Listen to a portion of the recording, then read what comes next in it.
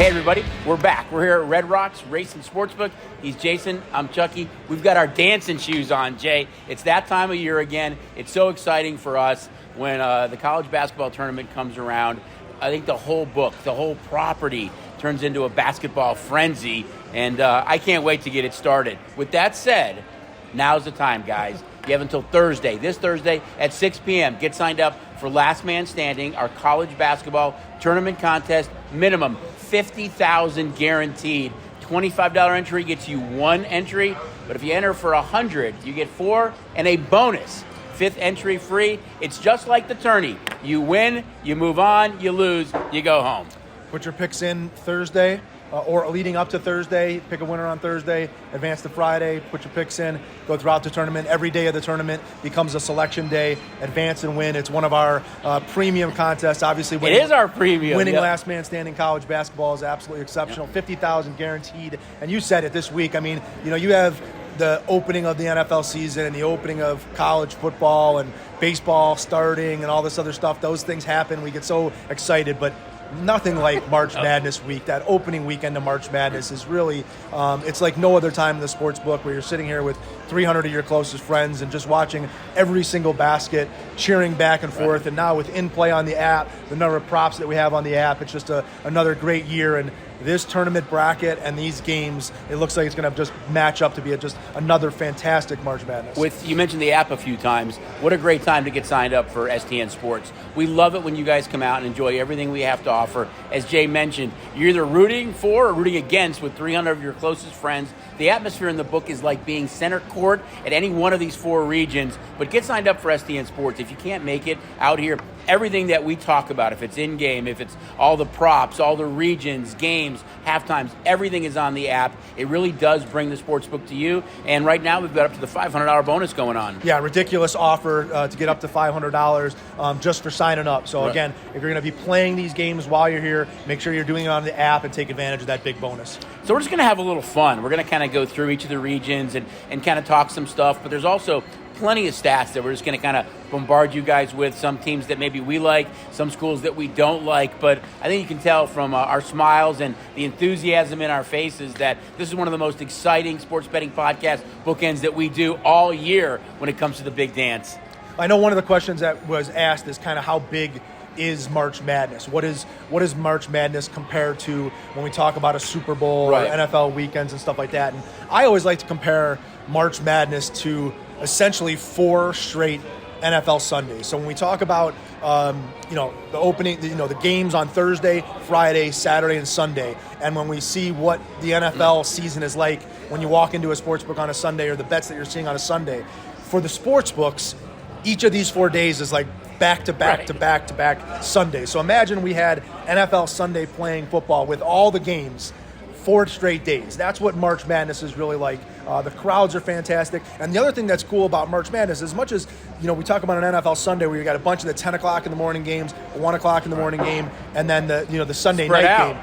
Yeah, we've got games all day long. Start at 9 o'clock in the morning. The last tip-off will go off around 7 o'clock at night. So it's just a nonstop 9 in the morning till 9 o'clock at night college basketball euphoria, or it's just there's nothing like it to explain these 4 days and how exciting they are from a college basketball betting standpoint. What I think is really fun, Jay, is that the tournament has really kind of tightened up so much over the last 10 years, where you don't see 4, 5, 6, 8, 10 games in that first round with double-digit favorites or 20-point favorites or more. You're seeing a lot of these smaller schools that have kids that have been there 3 and 4 years can really compete with these big conferences now because their kids are one and done. And it's to me, it's the David against Goliath. You get some of these smaller schools that aren't intimidated. You look at the numbers; they're much tighter, they're much smaller, and just the atmosphere in the book and the crowd when you've got one of these small schools playing one of these big boys, and it's so competitive. If you haven't experienced it before, even if you had a bet on one of those big favorites and you realize that they're not going to cover everybody starts rooting for David to take down Goliath. Well, it's the story of this opening weekend. Right. The story of Thursday and Friday is really the Cinderella story. As much as we know we're going to be talking about the blue chippers of college basketball as we hit potentially that Final Four, the Elite Eight, it's really the Cinderella story of who can shock the world, who can be the next 15 seed or the next St. Peter's, right? To knock off the big boy, and then can they advance and get themselves to the Elite Eight? These are just incredible stories, and I think that's the big storyline as we go into Thursday and Friday's games is who's Cinderella. Right. And, with that said, guys, and we've talked about the app, and again, love when you guys come out, but my best advice, get here early. The book's going to be packed, and like Jay talked about, 4 straight kind of pro football Sundays, and the difference to me is that over Super Bowl weekend, you get people that you see that come out here and, want reserved seats in the book and want to have fun, but nothing compares to kind of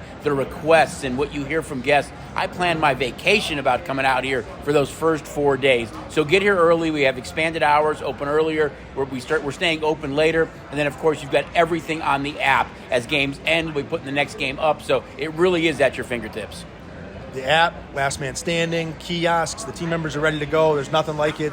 Get yourself We're ready. smiling. We'll be here to have some fun with you guys. All right, let's dive in a little bit. All right, before we get to stat crazy here, the South. What's your favorite storyline about the South? I'm going to go to Charleston. Okay. We'll call it Cinderella weekend and trying to figure out who's going to be the Cinderella that's coming out of this region. I don't know that they're necessarily my Cinderella, but they're my kind of story of the opening weekend is can they get that first round upset. They've got a matchup against San Diego State, which is kind of the matchup that I like the most in this region. Two, because I think that the Mountain West is a susceptible conference. The last 2 years, the Mountain West has gone 0-6. They haven't won a game in the tournament the last 2 years. They get 5 teams in here. San Diego State has been their kind of the class of the conference.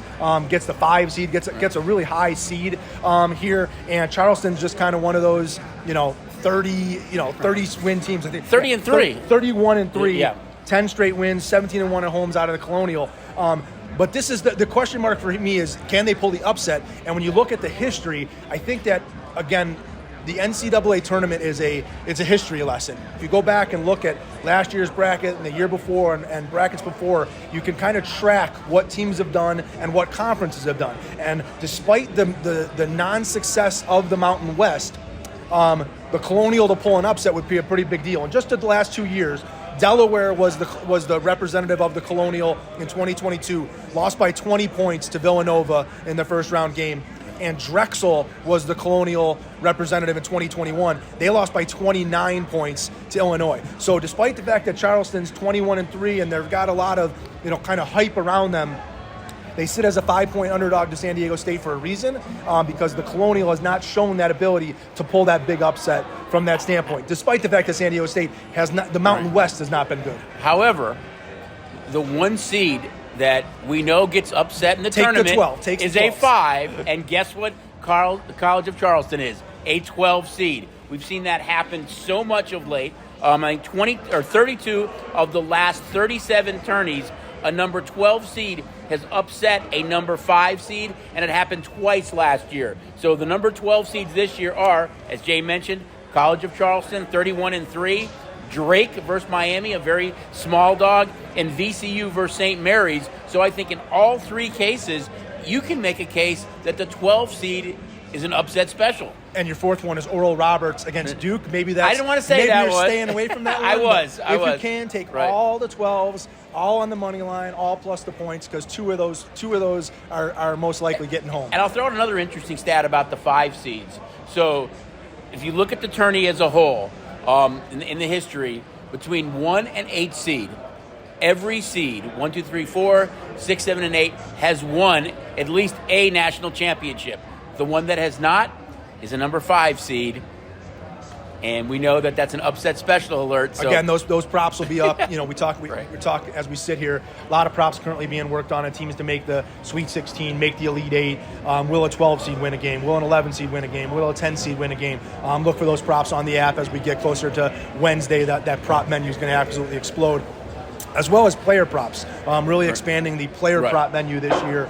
Look for individual player props to pop themselves their way into the app. I'm going to run through really quick some stuff on the South that I noted, and then I'll turn it back over to you. So the game that I'm looking forward to watching the most is the Maryland-West Virginia matchup. The team that I think can make a surprise run in the region is Creighton. I really think Creighton overall, where you're getting probably 30-1 or greater industry-wide, a team that lost their number one player last year, had a great recruiting class, almost our whole class returning. I think this Creighton team is really a sleeper team. I think going into the season this year, you made a case they were maybe a top 10, top 15 team. They got red hot toward the end of the season. So I like Creighton to be kind of my sleeper or surprise team in that region a little bit. And second round matchup that I hope happens is Arizona and Missouri. Yeah, so Creighton-Baylor would be a nice second-round matchup. I think that's a great game. That's a 3 versus a 6 seed. And we are talking about the South region, which is the overall number one favorite, Alabama's region.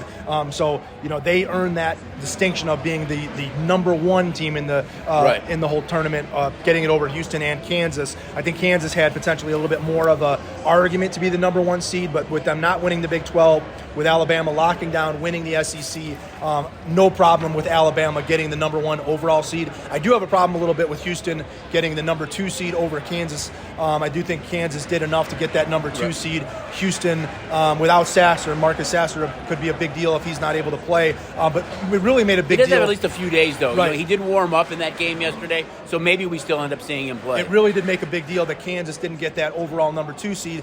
Could that force them maybe for our goodness is if they win their region, they'll be playing their regional final here in Las Vegas. But they would have been playing in Kansas City, Missouri if they had been in the number 2 spot where Houston is at. So maybe a little bit of a dig on Kansas there, and the fact that the Big 12 with Baylor and Kansas being our last 2 champions, making it a little bit tougher and not letting Kansas go through Kansas City. With that said, though, the last 2 champions coming out of the same conference, it has never happened 3 times in a row. So you look at the teams that are coming out of that conference, the 4 teams that are in the tournament, it has never happened 3 straight times where a national champion came from the same conference. I'll go with you. I kind of think Creighton is a team that could surprise in this because I think that they can beat number 3 Baylor, and then they would probably head into number 2 Arizona. I do like Arizona. If I had to pick a team out of the South, I'll take Arizona to win the South. But I think Creighton as a 6 seed could be a little bit of a sleeper in this South. All right, let's take a look at the East right now.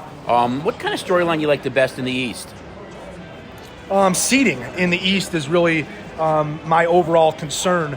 Purdue gets the number 1 seed in the East, and they are the number 4 overall seed in the tournament. So they are the worst of the number 1 seeds. Strangely enough, Marquette is the number 2 seed in the East, and when you look at the overall seedings from the committee, they tell us that Marquette is the number 8 overall seed in the tournament. So I don't understand how the committee puts the worst number 1 and the worst number 2 in the same Eastern section. And then you talk about we get Kansas State as the number 3, who you can make an argument is the best of the number 3s, if not the second best of the number 3s, and Tennessee as the number 4. And Tennessee, with the injury to Ziegler, is really, really a weak 4. They limp into the tournament. And then you give Duke a number 5, which Duke, after winning the ACC, you could make an argument that they were a number 4. So this East bracket feels to me like Cinderella has a chance to really try on some slippers here, because I think each one of these teams has some holes and some makeup in them that they can go down. We have seen Purdue, the number 1 seed in the East.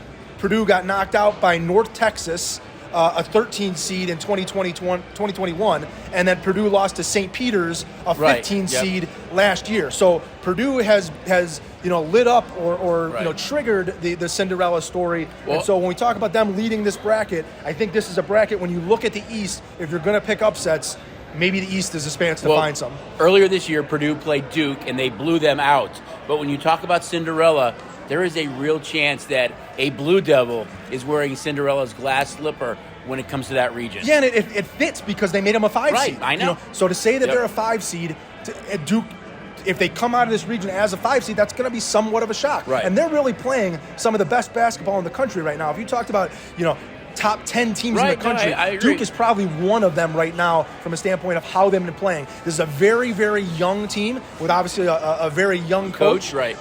And everything is kind of, the path has been made for them, and if they can somehow not make mistakes and play well, Duke has a chance to go ahead and win this region. I think, and especially when you talk about the odds that you can get of these teams in the East, because you've got Purdue and Marquette sitting there as the two favorites in the division. The odds on all these other teams, you're getting some nice value. I think we've talked about it so much. When it comes to the tournament, you want a team that is kind of healthy, but is playing their best basketball and kind of has that confident swagger coming in. And to me, that's clearly Duke. Yep. From a standpoint of the first round matchup that I like the most in this is Michigan State USC. Michigan State, obviously Tom Izzo, you give him a week to prepare with what they can do on the boards and on the defensive end. I think that they can give USC some real problems. That's essentially a pick 'em game, but I do like Michigan State there. And then if we can get a second round matchup, Kansas State, who's the 3 seed, Kentucky, who's the 6 seed, I think is a great matchup. Kentucky, to say they're 6 seed, again, we talk about seeding in this bracket, to have Kentucky be the 6, a team just really, really inconsistent, but again, a team that when they're playing good basketball and they've got a guy that's potentially an NBA draft pick, you can go win games. So K-State, Kentucky, I think that's a great second round game. Yeah, for me, I really want to see the Duke Oral Roberts game because of the contrast in styles. I think that really presents an interesting dynamic. A team that I think can make a surprise run a little bit, and maybe is Northwestern. And the second round matchup that I really like is Duke against Tennessee, because I know the injury to Ziegler there with Tennessee, and they kind of limp in a little bit. But this is a team that came into the season with a lot of hype. They're kind of playing opposite right now, where Tennessee isn't playing their best ball. Duke is. And one important thing that stands out to me with Duke is the tallest team in the country, with their average height being 6'7", against kind of the quickness of Tennessee. Yeah, and one of the things about Oral Roberts going up against Duke, Oral Roberts is, we'll call it, the hottest team in the country. They won 17 straight games coming out of the Summit League. They had, again, we'll talk about pedigree of the conference. South Dakota State was a representative of the Summit League last year. Again, very similar record, 30-4. The Summit League was. They were a 13 seed. They lost by 9 to Purdue last year. And going back to 2021, Oral Roberts was a 15 seed in 2021 that beat the 2 seed Ohio State, beat the 7 seed Florida State, and then lost by 2 in the regional semifinals to Alabama. So Oral Roberts' last trip there, alert. They did have success. The Summit League has seen success in the past. This would be a tough matchup, but again, you talk about that 12-5 matchup being a hotbed for upsets to happen. Oral Roberts does have that pedigree. Okay. So we've gotten through 2 of the brackets right now. Now we're going to go over to the Midwest. What's your favorite storyline in the Midwest? Let's see. What do we got? Midwest. Really, I think that this is a bracket of injury question marks. We put Houston on the top of the bracket with Marcus Sasser. He didn't play in their championship game where they lost to Memphis. Hopefully he's going to be back. He's really a dynamic playmaker. With Marcus Sasser, Houston has a chance to go and raise a national championship. Without Marcus Sasser, they could be an early out, as well as... Okay, I'm going to chime in on Houston. So it's been 33 years since the last time a champion came from a conference that had less than 4 bids. And that team was UNLV. This year, there are 2 teams that come from conferences with less than 4 bids. It's Houston with 2 bids out of the American, and Gonzaga with 2 teams out of the West Coast Conference. So when you talk about that from a depth of a conference and how the committee looks at a conference, Houston came from a conference which was much easier for them, and if Sasser doesn't play, I think you make a case that trend of 33 years isn't going to be broken this year. Again, they have all the weapons. They're well coached. They're a good team, but these small conference teams, everything's got to go right for them. We talked about Gonzaga for years and years and years. They do it every year. They expect it. And Memphis, coming out of the same, they were that way for 5 or 6 years ago. Memphis was just a dominant team in the division, in the conference, and not able to get over the hump. But from a storyline, you got Sasser hurt for Houston. The number 3 seed in this division is Xavier. Zach Fremantle, arguably their best player, is going to be injured and out of this tournament. So you have the 1 seed and the 3 seed, both potentially without their guys. Fremantle will not play for Xavier. He's out for sure. Sasser, maybe a go for Houston.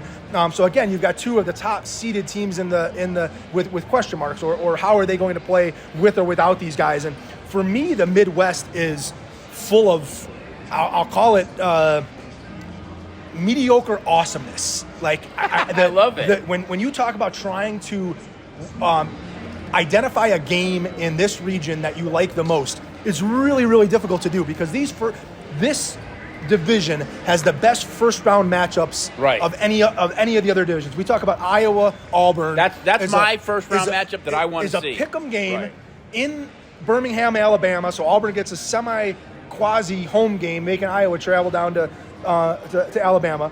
Miami of Florida and Drake. I mean, this is another matchup that's essentially a pick'em game. Let me give you a couple stats on Drake while I turn the page over. Drake has 3 guys that are graduate students that are in their starting lineups. The average age of the Drake team is 23.18 years old. To put that by comparison, the Oklahoma City Thunder in the NBA average age is 22. They're 23 That's years what the old. transfer portal does. So Drake has got a lot of experience. We saw out of this Miami team last year. Again, that's a 12-5 matchup. Right. That's incredible. Indiana, Kent State, another one. A 4 versus a 13, where we've got essentially a 4-point spread. The Missouri Valley, or the MAC, Kent is out of the MAC. They've had this pedigree for upsets as well. We saw Akron last year as a 13 seed only lose to UCLA by 4, and the year before that, Ohio out of the MAC beat Virginia by 4. So the MAC has the ability to pull those upsets, and that's what Kent is there. Iowa State, Mississippi State's a close game. Texas A&M, Penn State's a close game. I mean, this is literally a bracket of coin flips, and this is going to be the toughest bracket to try and get right as you fill out this first round. Yeah, no, I agree with you. The game that I was looking forward to the most, you touched on it, was Iowa-Auburn. I think that Auburn, for me, is the team that I think is a little bit of a sleeper there. Again, I tried to go outside of the top 4 or 5 in each region. I think the price on Auburn is pretty juicy. I think they could be a dangerous team as well. Again, yeah, that winner Iowa-Auburn will go into Houston, so it's a tough pick because you're going to have to run into number 1. But if Sasser doesn't play, I think it's a much easier road then. And I know Auburn's going to be a popular pick because they're playing. Essentially, not a home game, but playing in the state of Alabama. But Iowa can really score the basketball, and Auburn's very inconsistent with their offense. This is really an offensive or defensive game. I like Iowa to potentially pull the upset there. For me, I'm going to give you upsets throughout this region. I do like Drake over Miami. 5-12, guys. I like Kent over Indiana. I like Penn State over Texas A&M. So I'm really looking forward to hopefully seeing Cinderella matchup in the second round here where we see Kent versus Drake matched up against each other, and then we'll get one of those big seeds. Well, I agree with you. That would be a 12 versus a 13. I agree with you with the upset of Penn State because I have Penn State playing Texas in the second round. That's the one that I want to see. So we think we're both on the same page as far as seeing the Nittany Lions pull off an upset in the first game. Team we haven't talked about here, but that I think could make a surprise run in this one is Iowa State. Again, a mediocre record, just over not a little bit over 500, but a lot of losses in the Big 12. I'm a Big 12 guy. I think the Big 12 conference is the best conference in basketball. There's the potential for those teams to obviously get upset. We've seen Texas. We've seen these teams get knocked off. But Iowa State, look out for Iowa State. I like the matchup against Mississippi State or Pitt coming into them. And then they would potentially go into Xavier, who I think has a little bit without the injury. I think that they've got a chance to go down. All right, so now let's jump to the West right now, which I think we both kind of talked about might be the toughest region. Yeah. I mean, it is just lights out. You can go so deep in this region, but what kind of storyline are you looking for out West? Well, again, the storyline is again the committee putting all of these teams in the West. I mean, you may as well just put the gloves on and get the punching bags out because, I mean, you have Kansas, UCLA, Gonzaga, and UConn. Doesn't that bode well for Vegas, though? Oh, I mean, yeah, we're going to get an incredible regional game here. I mean, this is the blue chippers to send Kansas out to the West, put him in with UCLA, and then the way the Zags have kind of played lately, and then you throw in UConn, who, from a Big East standpoint, I talk about the Big 12 being my favorite conference. I really do love these Big East teams. I think I like UConn a lot as well. They've got a chance as well. So to see these 4 teams all in the same division is just it's brutal. I think it's unfair. We question the East, but then you look at the West and it's crazy. It's so deep from a seeding standpoint. But yeah, that's the one mark I have on this. The West is just brutal. If you can get out of this, you're going to be favored in that Midwest matchup against the Houston or Texas, it's very likely that the winner of the West Regional will be favored in the national championship regardless of who they play. So if I look at, for me, first round game that I really want to see, it's UConn against Iona. It's Big East against Ricky P. And Pitino might be in the Big East again next year. So, I mean, you talk about this matchup. I like UConn potentially go to the Final Four, and we'll touch on both of our Final Four teams. But that's the matchup that I really want to see. And I think the second round game I want to see is UConn against TCU because of the contrast in style there, too. I think TCU's a sneaky good team, been playing well towards the second half of the season. I think that's a really intriguing second-day matchup as well. My first round game that I'm looking forward to most in this division is St. Mary's and Virginia Commonwealth. VCU, again, I think that's another one of our 12s. 5-12, yep. 5-12, St. Mary's versus VCU. Again, going back to our theme of looking at the history of the NCAA tournament, the Atlantic 10 is a conference of Cinderellas.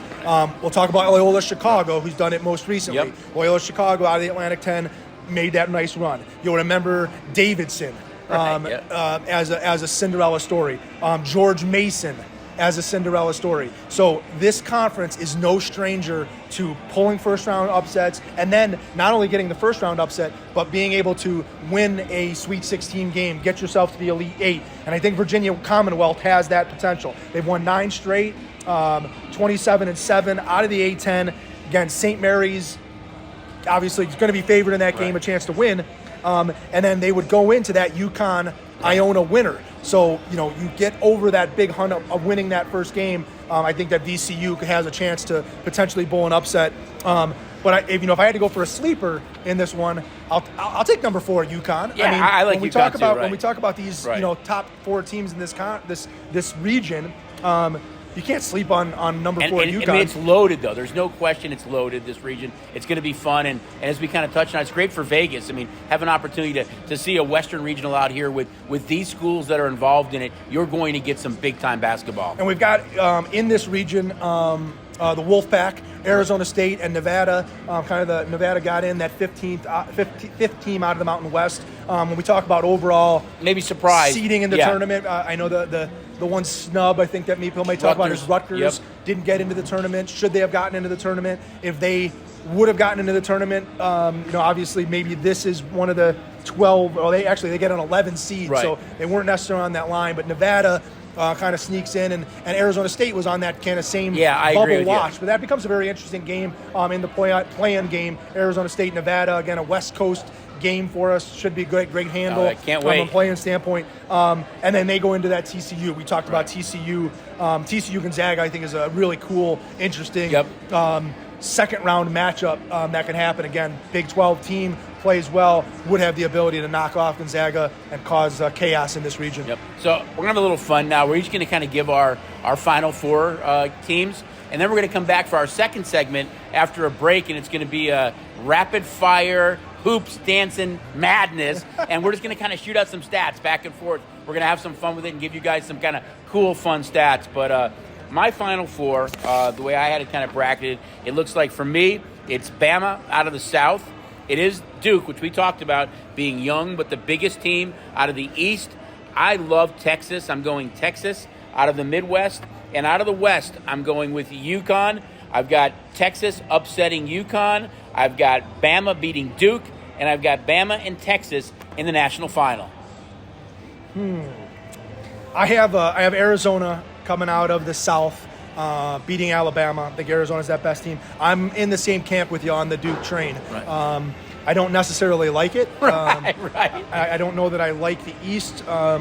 It just kind of how the way the bracket played out, that Duke ended up being the team that was there. I'm sticking with Kansas. I think the West is absolutely brutal. A big Grady Dick, the young freshman out of Kansas, I think is going to have an absolutely fantastic tournament. But I don't think you can go wrong taking any of those 3 teams, any of those 4 teams. Maybe not Gonzaga. Maybe they're the ones that I the last. But UCLA, Kansas, and UConn. No shock there. And I'm still a giant question mark of what's going to happen out of the Midwest. I haven't made a selection there yet, whether it's Houston, Texas. I won't be surprised if I end up. Texas played. I won't be surprised if I end up with a Penn State or an Iowa State coming out of this out of Penn the State Midwest. played super good down the stretch. I mean, they played great in their tournament. They got hot at the right time, and Penn State's a team that you guys have backed. I mean, we clearly have some liability on them on our future book, so you guys have really backed Penn State for quite some time now. Yeah, I'm not ready to fill it out. I need some information on Sasser and Houston. Bracket has to be in by Thursday. I do think the Midwest and the East are the brackets where you should try to maybe knock out the number ones and the number twos from that standpoint of looking at your bracket. All right, so we've kind of had a little bit of fun. We went through all the regions, talked about our Final Four, and some of the stuff that we said is going to tie in to kind of these rapid-fire stats that we fire at you guys on segment 2 of Bookends. We'll be back in just a minute. Hey there, my name's Stephen Money, and here's why you should bet on me, the STN Sports app. These are my best buds here at Station Casinos, like my friend Jimmy here, and he'll help you get on me. Wait, that sounded weird. Cut. It only takes a few minutes to sign up. Just park at any of our 14 convenient sign-up locations, walk in, and you'll be signed up in minutes. And don't worry, I got all your favorite sports covered, and a lot of betting options. So what are you waiting for? Download the STN Sports app today and trust the local favorite. Hey gang, we're back for the Sports Betting Podcast Bookends, and the first segment we kind of went through all the regions. We gave you our Final Four selections. Now we're just going to have a little bit of fun with some kind of stats that maybe help you, or maybe you throw it out the window when you're filling out your brackets. But here's a couple of stats for you guys. Since 1979, a double-digit seed has reached the Sweet 16 in 39 of the last 43 tournaments. A number 1 seed has won the title in 29 of the last 43 tournaments. I mean, it just speaks to the fact that there's going to be upsets. You have to try and identify them. And, you know, it's not easy to go in there and say it, but you know it's going to happen. I've got just 2 quick kind of little research things that I did in looking at, again, the history of the way teams play. And one of them is the Big Sky Conference, represented by Montana State this year. They pull a 14 seed. They're going to be playing Kansas State as a 3 seed. And crazy enough that the last 3 years, 2023, 2022, 2021, the Big Sky Conference has gotten a 14 seed. It was actually this Montana State team last year against playing Texas Tech out of the Big 12. The year before that, it was Eastern Washington, got a 14, and they played a number 3 We've just talked about seed, 14 seeds. Kansas. Right. And then this year, Montana State plays K-State. So for 3 consecutive years, the Big Sky gets a 14 seed. They have to go play a 3 seed, which happens to come from the Big 12. This year it'll be K-State, Kansas, and Texas Tech. However, the big storyline here is that in those games, Texas Tech last year beat Montana State 97-62. So 159 points scored, and obviously they blew them out by 35. The year before that, Eastern Washington lost to Kansas 93-84, 177 points. So for some reason, that Big Sky Conference, it seems like the Big 12 decides they want to run on them, and it tends to be a higher scoring game. So take a look, Montana State, K-State, potentially for the over, as Kansas State looks to push the envelope. And again, that's just on history of what the Big Sky has done the last 2 years in their opening round game. All right, here's a couple more, guys. Each of the past 5 champions has been a number 1 seed. So we talk about how kind of open the tournament is, and we look at it this year, and we thought maybe make a case for Kansas being the number 1 overall seed. And 12 of the last 15 champions have been a number 1 seed. So you haven't really gone deep down the list in a while now. It's been 10 years since the number 1 overall seed won the tourney. This year it's Bama. The last team to do that was in 2013, and that was Louisville. No team has ever won the tourney after losing its first game in the conference tournament. 2 number 3 seeds, Baylor and Kansas State, both lost in their tourneys. I'm going to give you another one we talk about from a Cinderella story. We're going to go to the Patriot League and go to Colgate. Colgate's 0-5 in their history of going to the Big Dance. But this will be 3 years in a row that Colgate will be making an appearance. 2021, they lost by 17 as a 14 seed to Arkansas. 2022, last year, as a 14 seed, lost by 7 to Wisconsin. This year, they'll take on Texas. They fall to a 15 seed. So despite the fact that the team has now gotten there 3 years in a row, they're a 15 seed. But Colgate there 3 years in a row. Maybe they're getting better and better each time. And the one thing about Colgate going up against Texas, Colgate shoots the three, highest clip in the country, 41% make percentage from three. So Colgate does have a menu to knock off number 2 Texas in this game. And we're just 2 years removed from Texas losing as a number 3 seed to number 14, Abilene Christian. So maybe the history is there. A lot of Cinderella guys. Colgate to potentially pull a big upset over Texas. If not, take the points. You're getting 13 points with Colgate. All right, I'll give you a couple more. You talked about Texas A&M Corpus Christi. Corpus Christi is the number 1 free throw shooting team in the country at 80%. Another stat for you here. Penn State is the most experienced team in the country. Average player age is 4 years of D1. So there's so many kind of cool stats and trends and things that we can dive into out there, guys. But we know we're in an information era. Kind of check all this stuff out, and you know that every show and every publication is going to be talking about the David against Goliath matchups and who's the next David that's going to come along. And as we mentioned earlier, point spreads are much tighter. You don't see a lot of those big numbers anymore. And I think the tournament's going to be fun. I think we're going to see some upsets early. We've talked about kind of the 5-12. Who's going to wear Cinderella's glass slipper this year? Get here early. I know all of our properties have other opportunities to watch games. And what else did you want to touch on, Jay? I just had one more little tidbit on a team out of the WAC. We've seen Grand Canyon. Right. They were kind of middle of the pack in the WAC, not a top team in the conference. But again, we talk about having that upset pedigree. And when we go back to last year, New Mexico State came out of the WAC. They were a 12 seed. New Mexico State as a 12. Go figure, right. They knocked off number 5 UConn last year as the 12. The year before that, Grand Canyon made an appearance and actually lost to number 2 Iowa as a 15 seed by 12. So Grand Canyon getting close to 15 points against Gonzaga. But again, the pedigree is there potentially for this conference to pull an upset. And I don't know if the Zags get caught sleeping here just because it is a West Coast team and Grand Canyon coming out of the WAC. And they truly have the ability to really score. I won't be surprised in this game we see Gonzaga put up 90 points. It's just a matter of can Grand Canyon stay with them and maybe get that cover. Right. There's so much great basketball, guys. And before we let you go and let you guys start diving into all these stats and making sure you get signed up for Last Man Standing and STN Sports, we got to give a shout out to the Lady Rebels. Lady Rebels, number 21, first ranked team in the country, went on a huge run at the end of the season. They play, I think they're an 11th seed.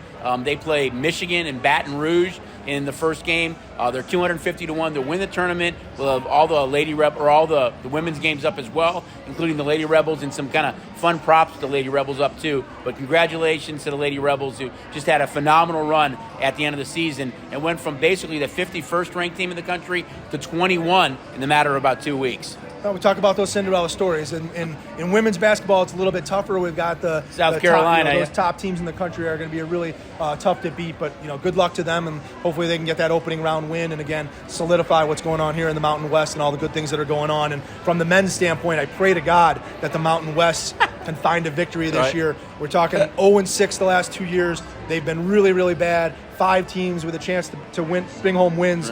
They really do have very, very competitive games. We talk about Boise State, Utah State, Nevada. They're all essentially really close pick-em games. So hopefully we can find a way to get a Mountain West win brought back to the conference. Yeah, we also have the NIT games up. The NIT futures will be up as well. So it really is a basketball hoops frenzy this week. It's exciting for us. I think you can tell by the smiles on our faces and the tones in our voice that we're excited about it. We love to go dancing. Can't wait to see you guys have fun with your brackets. Definitely get signed up for Last Man Standing. Again, 6 p.m. this Thursday is the deadline. Guaranteed $50,000 minimum payout for that big tournament. So, guys, good luck. We'll see you guys next week on the Sports Betting Podcast Bookends. He's Jason. I'm Chucky. We're here at Red Rocks Racing Sportsbook. Catch you guys soon.